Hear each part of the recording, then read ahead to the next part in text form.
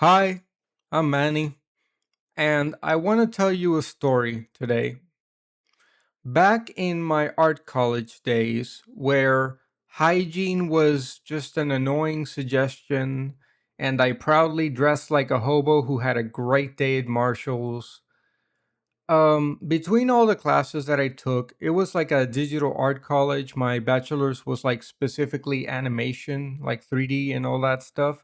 But I did have some art classes in there, storyboarding, sequential art, animatics, like stuff that involved drawing, which is what I like to do. Although, if you sat me down in front of Blender, I might be able to still work my way around. But anyway, that's not the point of the story. I had a class that particular semester that involved drawing, and I had had this thing when I first started. One of the very first classes I took was like human anatomy for artists. And I had this thing. The professor told us, okay, so I help me gauge how much you already know. So he had us draw a person in a standard A pose or T pose. And myself, I drew like a cartoony version of myself because that's what I was used to drawing. And the professor wasn't even mean or anything, and he just said, that's I told you to draw a person. That's a cartoon.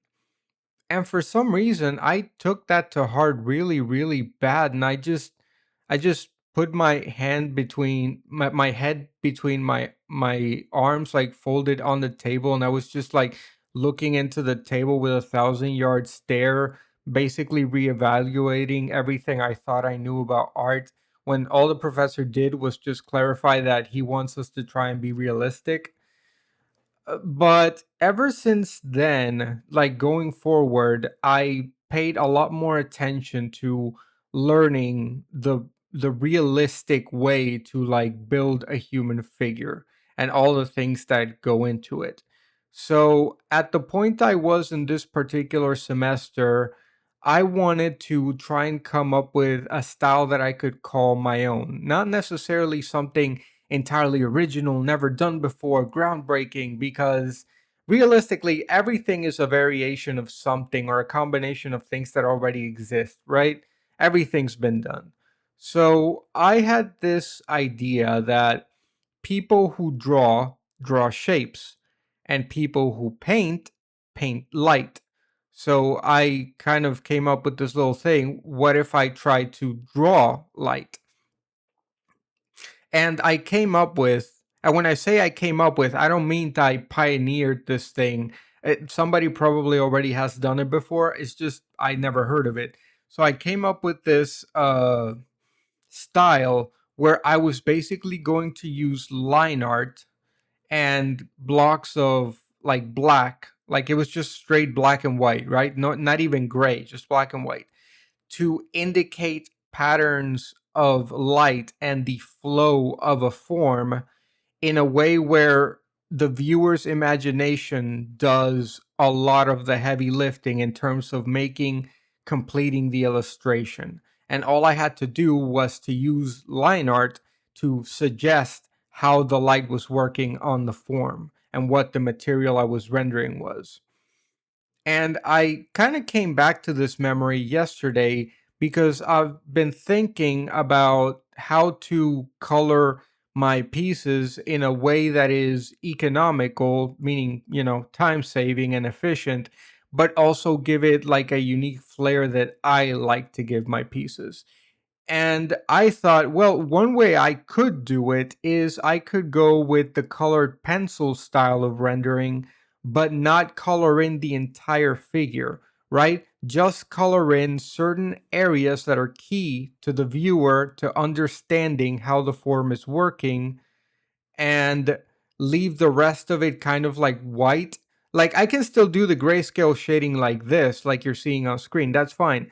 But the finish piece would just be kind of like an amalgamation of color and sort of like lines drawn in a very particular way with color, so that you could get the rough idea of what you're looking at is, and your mind will sort of fill in the blanks.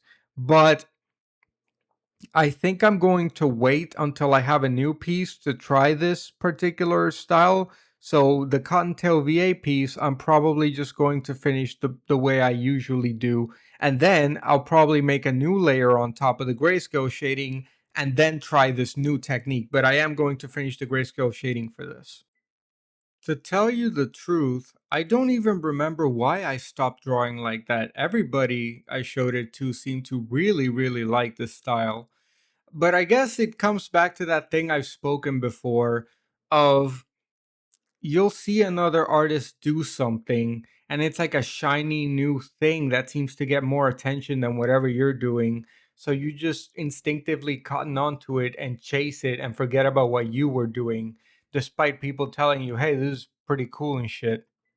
I would like to show you what those drawings look like, but I had the worst habit of getting rid of everything I did before like a certain point in my life. I would just get rid of all of it, like throw it away, delete files, throw drawings in the trash. Like it was the worst kind of insecurity you can have because not only did you sort of do a revisionist history, you kind of cheated yourself out of being able to look back and see, hey, I have improved, or look how much I've changed, or even be able to gain some appreciation for your own style based on the evolution of how it's been through the years. But yeah, pretty much nothing I've ever done before I started like uploading all this stuff exists anymore. Well, I mean, it exists somewhere. It's in a, dump somewhere, but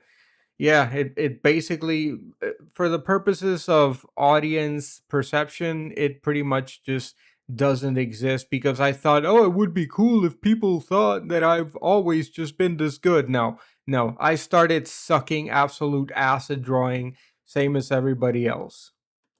Another sad detail about all of that, throwing away all my old stuff, is that I don't even remember exactly what it looked like because since my mind's eye is blind and I can't imagine visually, then essentially I can't imagine, like, recall visually what all those old drawings look like. I can sort of come up with a description, like a conceptual description using words, but I can't really get the actual picture in my head. And that makes it even more sad because my art isn't just relegated to not existing physically, it just doesn't even exist in my imagination. It really bums me out because I understand the insecurity that led me to, go on setting fire metaphorically to all my old stuff. But I would have liked to have been able to like scroll through my old drawings and see my old sketchbooks and, gain an appreciation for who I was and who I am. But oh well, live and learn. Anyway, that's all the yapping I've got for today. Thanks for listening, and I'll see you in the next one. Bye bye.